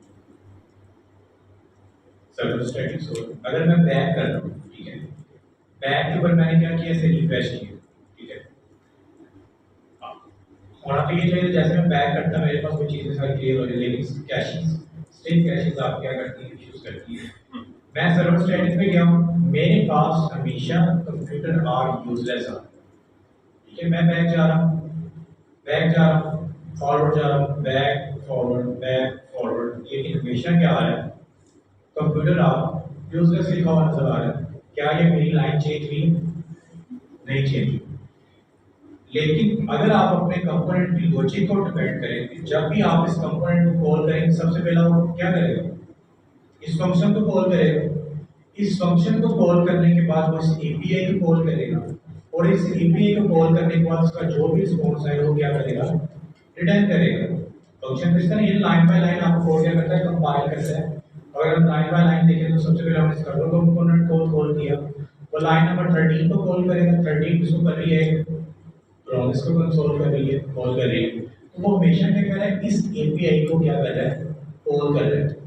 लेकिन स्टिल मेरे पास आंसर क्या आ रहा है, सेम आ रहा है। क्यों, कोई बताए? और इसका आंसर मैंने करने से पहले भी आपको बताया जी। आप कह रहे हैं कि नहीं जा रही, ठीक है, हम यहाँ पे सर एक चीज याद रखिएगा, सर्वर कॉल्स कभी भी आपके नेटवर्क के ऊपर नहीं आती। अगर कोई एक्सपेक्ट करके देखना चाहिए कि मैंने सर्वर कॉल देखी, सर्वर कॉल कभी भी नेटवर्क के ऊपर नहीं आती, वो सर्वर के ऊपर ही होती है, और कभी भी डीबग नहीं होती आपके सर्वर पर। एग्जैक्टली, आपकी ये कॉल कैशे की वजह से क्या करेंगे, ये कॉल नहीं होगी। अभी मैंने आपको बताया कि उन्होंने क्या किया, और फेच को वेब एपीआई के साथ क्या किया, इंटीग्रेट किया हुआ है, और हमने इस लाइन के ऊपर भी पढ़ा किस चीज़ के लिए क्या किया है, तो कॉन्फ़िगर कैशिंग एंड रीवैलिडेटिंग। वो क्या कर रहे हैं, कैशिंग को यूज़ करते हैं या रीवैलिडेटिंग को वो यूज़ कर रहा होता है। अब कैशिंग क्या होता है कि मैंने अभी आपको बताया कि फेच इतना ऑप्टिमाइज होता है, इतना वो बहुत काम कर रहा था कि जब आप एक फर्स्ट टाइम एपीआई कॉल करते हैं तो वो क्या करता है, उसको मेमोराइज कर लेते हैं। यहाँ पे लिखा हूँ React extends fetch to automatically memorize। जब भी आप एपीआई कॉल करेंगे तो आपने क्या करना है, मेमोराइज कर लेना उसको। उसके बाद आप सेम एंड पॉइंट से क्या करेंगे, कॉल करेंगे, तो वो क्या करेगा, सेम एंड पॉइंट से, एंड पॉइंट यहाँ भी सेम है। हम रिक्वेस्ट करते हैं, हमारे पास हमेशा क्या आती है, एक नई कोटेशन आती है। लेकिन जब आप अपने कोड के अंदर आते हैं तो ऐसा काम नहीं होता। हमारा कोड हमेशा हमें एक ही रिजल्ट दे जो कि बार बार है। क्यों, वो कैशिंग की वजह से। और फैच बाय डिफॉल्ट क्या है, एक दफा एपीआई कॉल करता है, दूसरी दफा कोई एपीआई कॉल नहीं करता ड्यू टू कैशेस, क्योंकि वो मेमोराइज होती है। जब वो मेमोराइज कर लेते हैं और आप सेम एंड पॉइंट के अंदर कोई एक लाइन या एक वर्ड का भी चेंज नहीं कर रहे, वो क्या करता है कि इसे मेमोराइज करता है और वो कहता है कि भैया ये चीज दोबारा आई है, सेम एंड पॉइंट के साथ, सेम डाटा के साथ, सेम कंटेंट के साथ, आप इसको जो डाटा आपने याद किया वो एक बार रिटर्न कर दो, ईपी कॉल ही ना करो। और इससे क्या होगा, स्पीड ऑप्टिमाइजेशन। लेकिन इस तरह पे क्या होता है, समटाइम्स ये काफी हेल्पफुल है हमें। किस केस में हेल्पफुल है आपके पास, जब आपके पास कंटेंट क्या स्टैटिक है, स्टैटिक एक कंटेंट है, लेकिन कंटेंट स्टैटिक आपके पास एप्लीकेशन का एक स्टैटिक है। कंटेंट आपने क्या किया, डायनेमिकली इसमें ऐड किया होगा, आपने सीएमएस के थ्रू, आपने कंटेंट टूल के थ्रू, या आपने हेडलेस सैंडी के थ्रू उसमें क्या किया, डाटा ऐड किया होगा, ठीक है, और आपने एपीआई कॉल की हुई है। तो वो क्या होगा कि जब आपकी बिल्ड बनेगी, ड्यूरिंग द बिल्ड सब एपीआई कॉल्स को करेगा और जो डाटा एक दफा आ जाएगा वो आपकी एप्लीकेशन में करेगा, दोबारा वो बार बार बार बार रिफ्रेश नहीं करेगा। इससे क्या होगा कि आपका कंटेंट तो डायनेमिक है, लेकिन आपका ड्यूरिंग द बिल्ड क्या होगा, एक दफा लोड हो गया स्टैटिक। लेकिन उस केस में ये आपके उसमें नुकसानदेह है। जब आप एक वेब ऐप के ऊपर काम करें, आपने यूजर की लिस्टिंग दिखानी है, आप एक यूजर की लिस्टिंग दिखा रहे हैं, आप एक एप्लीकेशन बना रहे हैं जिसके अंदर आप यूजर की कैटेगरी लिस्टिंग दिखा रहे हैं, कोई अभी एक यूजर ऐड किया है, दो यूजर ऐड किए हैं और उसके मल्टीपल यूजर्स भी हैं, ठीक है। आप एक एप्लीकेशन का, मैं भी यूजर हूं, एक एप्लीकेशन की आप भी यूजर हैं, आप भी कस्टमर ऐड कर सकते हैं, मैं भी कस्टमर ऐड कर सकता हूँ। अब कस्टमर ऐड करने के लिए हमें पता है कि हम एपीआई को यूज करेंगे, क्योंकि अभी हमने देखा कि आपकी जितनी भी बिजनेस लॉजिक या डाटा सेविंग जो लॉजिक होती है वो आपकी एपीआई के ऊपर होती है, डाटाबेस को वहाँ पे यूज कर रहे हैं।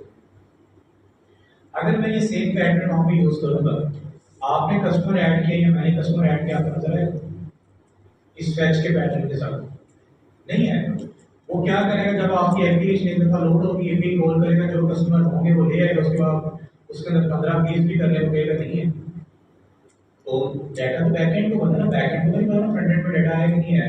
फ्रंट एंड में डाटा कब आना है, जब आप एपीआई कॉल करेंगे, और एपीआई कॉल आप सेम पैरामीटर्स के साथ कॉल करेंगे फैच की, तो हमेशा क्या होगी, रिवैलिडेट होगी और हमेशा कैशे में से उठ के आएगी। और ये आपके पास क्या होता है, एक आपका ड्रॉबैक होता है जब आप फैच को यूज करते हैं। और कुछ स्टूडेंट्स को इशू यही आता है, वो कहते हैं सर मैं डाटा ऐड कर रहा हूँ, फैच है, बार बार अपने डाटा दिखा रहे हैं, अनटिल अनलेस जब तक आप उसे हार्ड रिफ्रेश नहीं करते। आपने क्या किया, इसे रिफ्रेश किया, स्टिल रिफ्रेश करने के ऊपर भी आपके पास कंटेंट क्या है, सेम रहे, वो एपीआई कॉल कर रहा होगा। अगर आपको लग रहा है कि मैं रिफ्रेश ओपन करता हूँ, आप नेटवर्क के ऊपर जाते हैं, मैंने इसे रिफ्रेश किया है, तो रिफ्रेश के ऊपर से कुछ सेकंड या कुछ टाइम लग रहा है, तो एपीआई कॉल खोलेंगे तो वो कर रहा होगा और वो कॉल कर रहा है। यहाँ पे अगर आप उसे देखें प्रॉम्प्ट चेंजिंग है, तो लगे एपीआई कॉल होगी, लेकिन वो क्या कर रहा है, आपने रिफ्रेश भी किया है, स्टिल कंपोनेंट से आपको लग रहा है कि आपका कंपोनेंट क्या हो गया, स्टैटिक हो गया। ऐसी कोई बात नहीं है। अगर आप इसके कंसोल देखेंगे तो कंसोल आपका बार बार प्रिंट हो रहा है, server component, server component, server component. जितनी दफ़ा मैंने इसे रिफ्रेश किया है उतनी दफ़ा इसने क्या किया, अपने आप को प्रिंट किया। लेकिन जब भी प्रिंट किया उसके साथ हमेशा क्या है, कंटेंट सेम ही है, कंटेंट चेंज नहीं हुआ। ये क्या कर रहे हैं, सिर्फ और सिर्फ कैशिंग की वजह से हो रहा है नेक्स्ट.जेएस की। और बाय डिफॉल्ट फैच क्या करता है, कैशिंग को सपोर्ट करता है। अगर आपने कैशिंग को सपोर्ट नहीं करवाना तो उसके लिए कुछ ऑप्शन होते हैं जो कि फैच को बताते हैं कि भाई अब आपने कैशिंग को सपोर्ट नहीं करना। अब आप जब भी आपको कॉल करोगे, आपने हमेशा ये कॉल करनी है और हमेशा नया डाटा लेके आना है, तो आपके पास का डायनेमिक होता है और आप इसकी ऑप्शन होती है यहाँ पे ऐड करते हैं। लेकिन अगर आप अपने ब्राउजर को क्या करें, हार्ड रीलोड करें, एक होता है रीलोड करना, एक होता है हार्ड रीलोड करना। हार्ड रीलोड क्या होता है कि आपके पास जितनी भी कुकीज या कैशेस होती हैं उस ब्राउजर पे, उस वेबसाइट के लिए फॉर द टाइम बीइंग वो क्या होती है, क्लियर हो जाती है। जब आप उसे क्या करते हैं, हार्ड रीलोड करते हैं, आपकी जो कैशेस या इस तरह की जो चीज़ें होती हैं जो कि मेमोराइज होती हैं वो सारी की सारी क्या होती है, क्लियर हो जाती है हार्ड रीलोड से। और विंडो के अंदर वो मैक के अंदर होती है कमांड शिफ्ट आर, विंडो के अंदर होती है विंडो का आइकन शिफ्ट आर। वो क्या करता है, उससे हार्ड रीलोड होता है आपकी एप्लीकेशन। जब मैं इसे हार्ड रीलोड करूंगा मेरे पास लोकेशन क्या होगी, जी उसने करके मैं this is more important then knowledge. अब मैं इसे बैक करूं, फॉरवर्ड करूं, स्टिल मेरे पास इसे मैं रिफ्रेश करूं, सेम रह रही है। मैं इसे रीलोड कर रहा हूँ, कुछ भी कर रहा हूँ, मैंने जब हार्ड रीलोड किया मेरी कैशेस क्या होगी, क्लियर होगी। जब कैशे क्लियर हुई मेरे कंपोनेंट ने कहा कि भाई अब आप एपीआई कॉल करो, उसने जाके कैशेस के अंदर देखा ये एपीआई कॉल मेमोराइज नहीं है, उसने क्या किया, न्यू एपीआई कॉल की, डाटा आया एपीआई कॉल से, वो वाला डाटा वापस मेमोराइज किया और आपके कंपोनेंट को दिखा दिया। जब आपका कंपोनेंट अगेन उसको एपीआई कॉल करेगा वो आएगा अपनी कैशे के अंदर, कैशे के अंदर देखो भाई अच्छा यार ये तो डाटा ऑलरेडी पड़ा हुआ है इस एपीआई का, वो वहीं से क्या करेगा, आपको डाटा वापस रिटर्न कर देगा, आपकी एपीआई कॉल नहीं करेगा। क्लियर हुआ सबको कि फेच के अंदर जो कैशे होती है वो किस तरह काम करती है, और ये आपकी कंपोनेंट के ऊपर होती है। ये आपके पास क्या होता है, स्टैटिक होता है, और ये आपके सर्वर कंपोनेंट्स की बात है। जब भी आप इसे हार्ड लोड करेंगे आपकी कैशे क्या हो जाएगी, रिमूव होगी और नई एपीआई कॉल होगी। अब हम बात करते हैं नेक्स्ट इसी की टॉपिक की, वो आपके पास है जो अभी मैंने बात कर, मैंने आपको ड्रॉबैक बताया कि भैया ये वाला चीज़ें हैं, और आप कह रहे हैं कि भाई आपने ये डाटा जो है वो काम नहीं करना, आप क्या करना चाह रहे हैं, पेशेंट डाटा को रिफ्रेश करना चाह रहे हैं, आप जब भी एपीआई कॉल करें तो मेरा डाटा क्या है, नया है, ठीक है। उसके लिए हम क्या करते हैं, एक नया राउट बना लेते हैं, उसका नाम रख लेते हैं कि डाटा सर्वर डायनेमिक्स। हम एक नया राउट बनाते हैं ऐप डायरेक्टरी के अंदर, और इसके अंदर page dot T S X R F C E, और हम इसे कह देते हैं डाटा डाटा सर्वर डायनेमिक, और ये मेरा उसका डाटा सर्वर डायनेमिक। और इस राउट को हम क्या करते हैं, page dot T S x के अंदर ले आते हैं, और हम इसे कह देते हैं डेटा सर्वर डायनेमिक, और ये हो रहा है आपके पास डेटा सर्वर डायनेमिक। आप इसी को लेके आ रहे हैं कि डेटा सर्वर डायनेमिक, और ये आपके पास क्या हो गया, डेटा सर्वर, और एप्लीकेशन के अंदर दिया कि हम थोड़ा सा इसको स्टाइल कर देते हैं,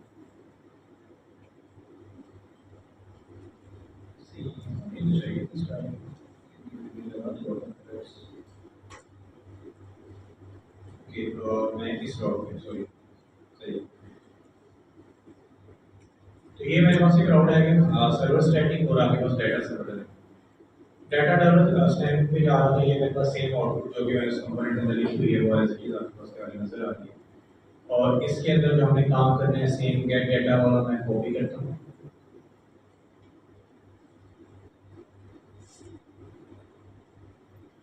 यहाँ पे कॉपी पेस्ट करते हैं इसे, और इसको हम कह देते हैं कि इसकी थोड़ी सी स्टाइल कर देते हैं कि क्लास नेम, और आपके पास क्या है एडिंग फाइल, और सेम काम जो हमने सर्वर कंपोनेंट्स के अंदर किया था सेम काम यहीं पे करेंगे, थोड़ी सी माइनर सी चेंजेस करेंगे हम यहाँ पे। और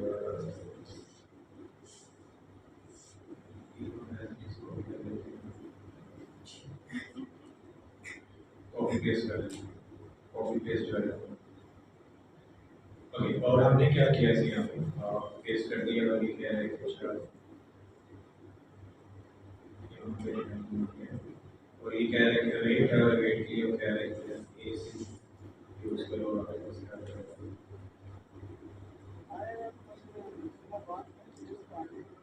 सेम काम I think noble that we technology, ठीक है। अभी मैं किस राउट पे हूँ, एक डिफरेंट राउट पे, मैं सर्वर स्टैटिक पे गया, दोनों के ऊपर ये राउट मेरा क्या है, सेम। मैं इस राउट में भी जा रहा हूँ एपी कॉल है, इस राउट में भी जा रहा हूँ एपी कॉल है, लेकिन मेरे पास डाटा का दोनों के ऊपर सेम है। मैंने एक दफा से हार्ड लोड कर दिया, इस पे जा रहा हूँ, हार्ड लोड किया, मेरे पास क्या आ गई है, आपके पास एक डिफरेंट लोकेशन आ गई। अब मैं इस राउट पे जा रहा हूँ, ये राउट दोनों लोकेशन का सेम है, लेकिन दोनों देखें कंपोनेंट डिफरेंट है, एपीआई सेम है, लेकिन आपने दोनों डिफरेंट कंपोनेंट से कॉल किया हो, तो स्टिल वो क्या कर रहे हैं, कैशे को यूज कर रहे हैं। तो अभी मैंने आपको बताया कैशे आपकी एपीआई के ऊपर होती है, आपके कंपोनेंट लेवल पे नहीं होती, वो आपके कंपोनेंट एपीआई को ट्रैक कर रहा होता है। अगर आपने अपनी एपीआई को क्या करना है, डायनेमिक क्या कहते हैं उसे, ये डायनेमिक वाला ही है, ये सर्वर स्टैटिक है, अभी आपके पास क्या डाटा डायनेमिक, और हम इसको यहाँ से कॉपी कर देते हैं। ये मेरे पास क्या है, स्टेप 3।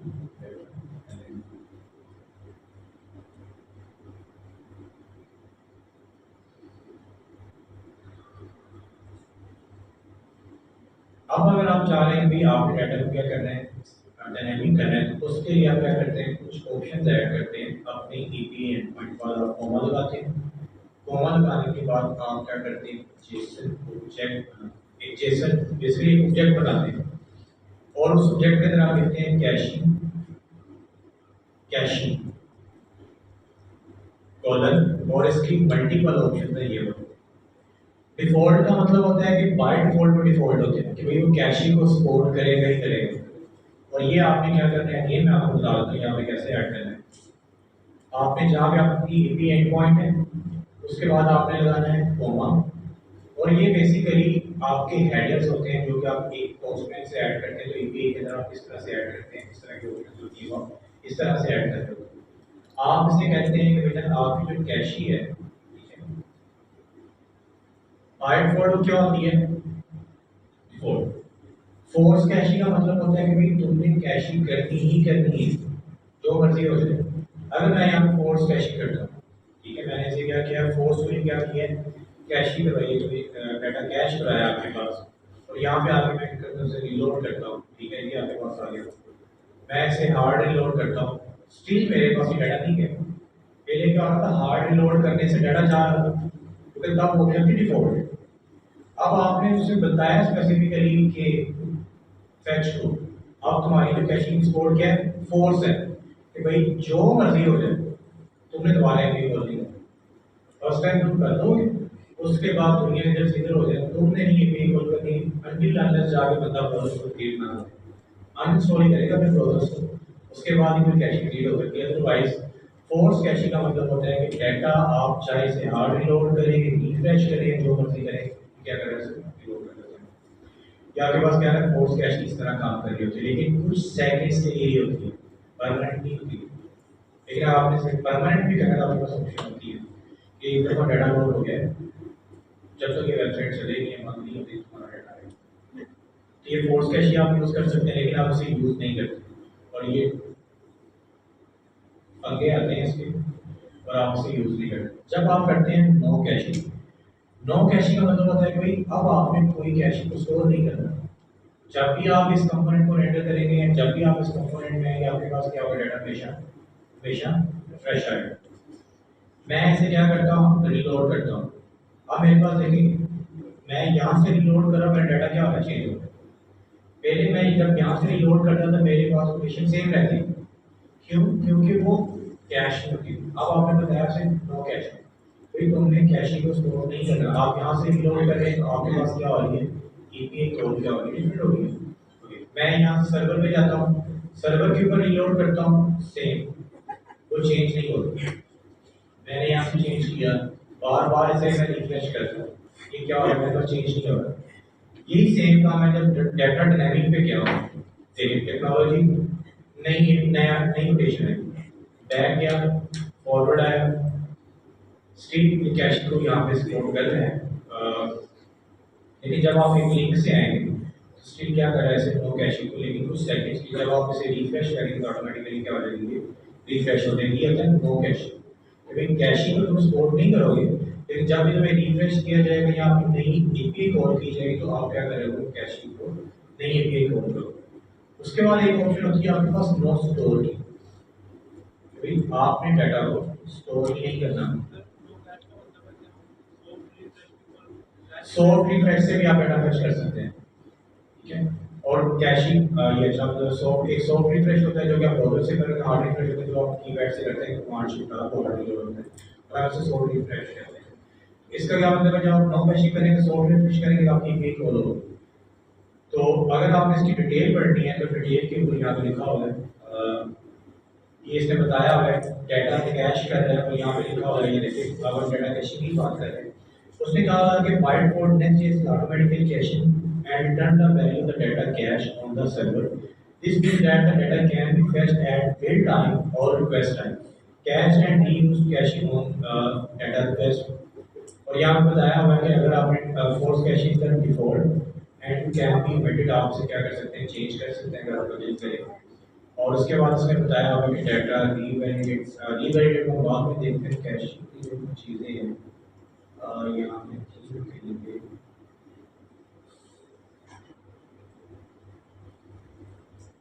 यहाँ पे इसने लिखा हुआ है कि नो स्टोर के साथ इसने लिखा है कि इसका प्रॉपर उन्होंने लास्ट टाइम यहाँ पे लिखा हुआ है कि कौन सी कैश क्या काम करती है।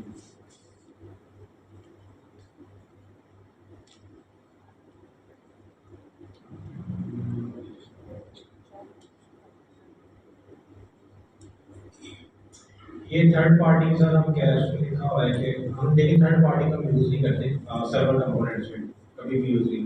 थर्ड पार्टी बेसिकली आप एक्सेस पे यूज कर सकते हैं, लेकिन इसके अलावा कोई ऐप यूज करते हैं एपीआई कोड करने के लिए, लेकिन रेकमेंड में वो फैची है। ये क्लाइंट साइड पे आ गया है क्योंकि अगेन हम इसे हमेशा जब भी आपने डाटा को हमेशा फ्रेश डाटा लेना तो आप हमेशा से नो स्टोर करते हैं। आप बैक आए, यहाँ पे आए, अब मैं क्या कर रहा हूँ, बैक करके आ रहा हूँ, हमेशा क्या कर रहे हैं कि ग्रुप से चेंज कर डाटा का सो फ्रेश से आ रहा है।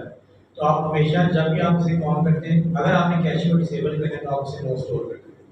नो कैशे भी कहीं ना कहीं मंगा करती है, कहीं ना कहीं जाके वो डाटा कैश करती है, लेकिन नो स्टोर का मतलब होता है कि आप इससे रिलेटेड किसी भी टाइप की कीज या फिर डाटा आप कभी भी स्टोर नहीं करोगे इस एपीआई एंडपॉइंट के केस। जब भी एपीआई एंडपॉइंट आप नेटवर्क का डाटा क्या करोगे, हमेशा फ्रेश डाटा लेते हो। इसके बाद इसके अंदर एक ऑप्शन होती है रीवैलिडेट। रीवैलिडेट आपके पास क्या होता है, इसके अंदर एक होती है नेक्स्ट, और नेक्स्ट अगर आप करते हैं रीवैलिडेट, और अगर आपने लिखा हुआ 1000 तो मेक श्योर करने के 1000 मतलब एक सेकंड की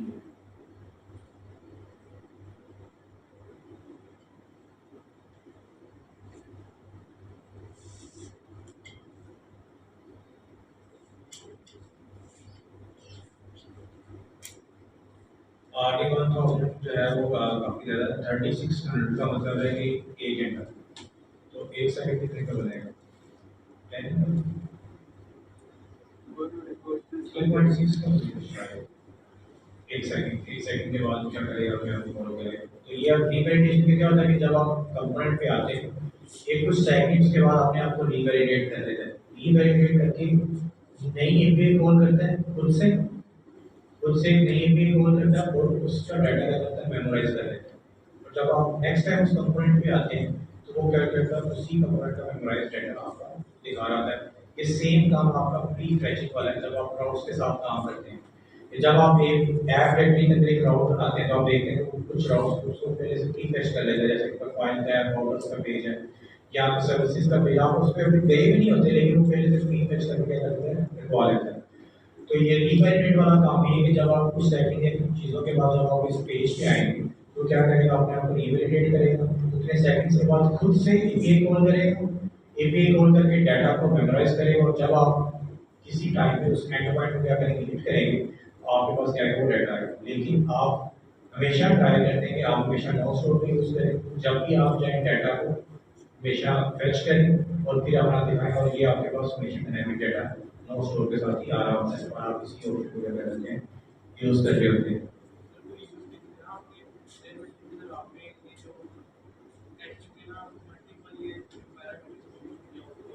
नहीं, हम मैंने नो स्टोर को यूज़ किया, हम मोस्टली नो स्टोर को यूज़ करते हैं, कभी भी स्टैटिक डाटा की तरफ नहीं जाते। लेकिन मैंने स्टैटिक डाटा कहा कि जैसे कि मेरी अगर आप अपना पोर्टफोलियो बना रहे हैं, पोर्टफोलियो किस तरह अपडेट होता है, नहीं होता। आपने क्या किया, कैटवन साइट बनाई हुई है सैंडी के ऊपर और इसको इंटीग्रेट किया हुआ है नेक्स्ट.जेएस के अंदर। तो आप क्या करते हैं कि उसे अपडेट करते हैं जब आपकी बिल्ड बनती है डाटा पे नीचे की वजह से, तो ये उसके एच बेसिस पर है। लेकिन इसी तरह अगर आप एक नेक्स्ट.जेएस के ऊपर अगर आप एक बना रहे हैं उसकी ई-कॉमर्स की वेबसाइट, उसके अंदर तो प्रोडक्ट्स की हिस्ट्री तो कैश में से नहीं आ सकती, वो तो हमेशा रियल टाइम डाटा से आएगी और उसके लिए आपको उसको यूज़ करना पड़ेगा। तो आपके केस टू केस पे वेरी करता है।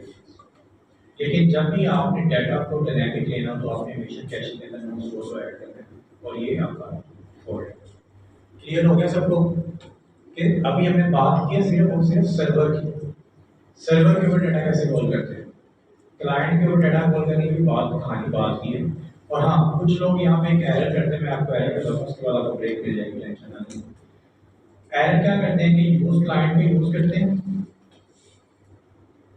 ये मोस्टली मैं भी करता हूँ, दूसरे मैं भी शामिल हूँ sometimes।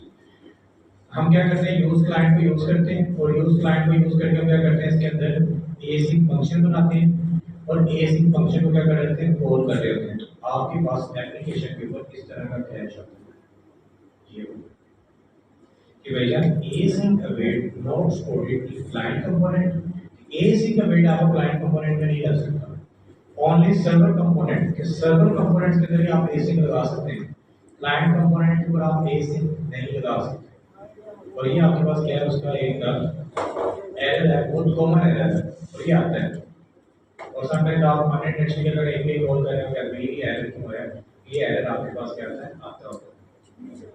और एक एरर मैंने आपको बताना है, वो आपको मैं बाद में बता दूंगा। एक फाइल ऐड करके सीपी कॉल के अंदर ब्रेक के बाद, तो उसके बाद क्या चलेगा, क्लाइंट की तरफ चले जाएंगे। अब क्लाइंट के ऊपर भी आप ईपी कॉल्स करें, डेफिनेटली ये नहीं कि हर चीज़ सर्वर से है।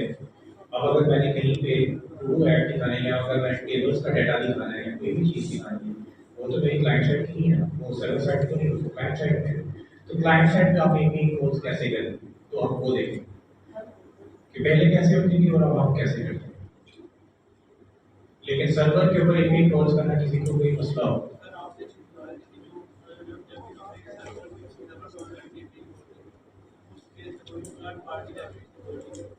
थर्ड पार्टी जैसी लाइब्रेरी देखिए आप यूज कर सकते हैं, लेकिन इंस्टॉलेशन नहीं होती, रेकमेंड करते हैं। देखिए जब आप नेक्स्ट के प्रोजेक्ट रीड करते हैं, सो ऐप प्रॉपर्टी में क्या होता है, रेकमेंडेड फोर्स तो नहीं कर रहे ना कि आप ऐप प्रॉपर्टी यूज करें, आप एक प्रॉपर्टी यूज कर रहे हैं। इसी तरह फैच फैच को कहते हैं कि अगर आप फैच करें तो ज़्यादा ऑप्टिमाइज है, क्योंकि वो हमने बनाया और हमारा सिस्टम में हम इसको नेटिव की तरफ देखा हुआ है, तो किसी भी थर्ड पार्टी लाइब्रेरी से ज़्यादा अच्छा परफॉर्म करेगा। लेकिन अगर आपने फिर भी करेगा तो रुकेगा नहीं वो। तो मैंने ये क्या कि रेकमेंडेड फैच है। इसके अलावा अगर आपको लग रहा है कि मैंने फैच यूज़ नहीं करना, मैंने ये वाला यूज़ करना है, आपको लग रहा है कि ज़्यादा अच्छा है, तो आप वो यूज़ कर लें, आपको मना नहीं करेगा।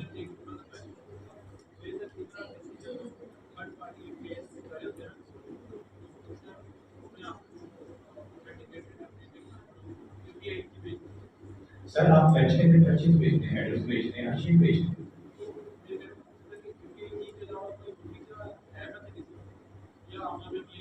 टोकन नहीं होते हैं, टोकन जैसे कि हैंडल के अंदर मैंने आपको टोकन एक बताया था, उसने क्या किया, वेरिएंट टोकन आपको दिया था और उसके बाद उसने अपने आप को सेंड किया था। तो आपके पास क्या है कि वो टोकन नहीं होते हैं, वो टोकन के थ्रू जो है वो आप काम करते हैं। तो आपकी ये भी इम्प्लीमेंट कर सकते हैं आप इस तरह से। ओके, ब्रेक के बाद मिलते हैं। ब्रेक के बाद हम 30 मिनट्स की ब्रेक होगी, उसके बाद क्लाइंट साइड को देखेंगे। तो इसके साथ आज आपका क्या हो जाएगा, क्लाइंट साइड ईपी इंडिकेशन वाला काम खत्म हो जाएगा।